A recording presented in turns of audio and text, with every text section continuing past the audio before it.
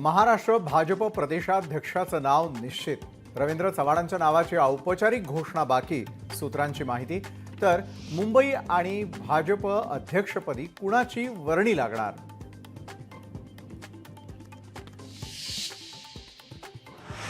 मुंबईमध्ये जिल्हाध्यक्ष निवडीवरून भाजपमध्ये अंतर्गत नाराजी. तरुणांना संधी देऊ असं सांगूनही 60 वर्षावरील जिल्हाध्यक्ष का निवडला? कार्यकर्त्यांचा सवाल.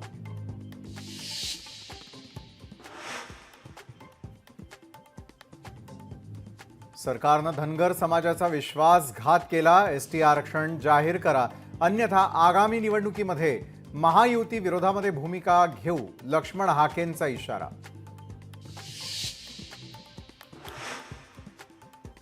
हिंदी ही आता मुंबईची बोलीभाषा झाली.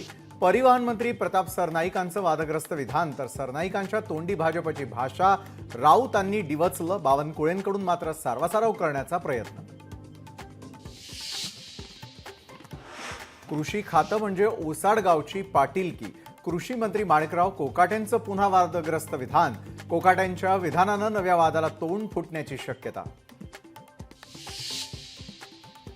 वैष्णवी हगवणे मृत्यू प्रकरणी हगवणे पिता पुत्रांच्या पोलीस कोठडीत वाढ.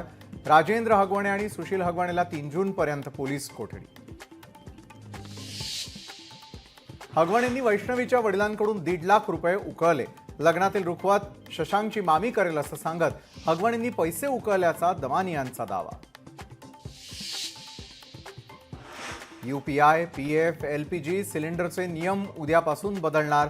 सरकार नवी आवृत्ती ईपीएफओ 3.0 लॉन्च करणार. पीएफ क्लेम सोपा होणार.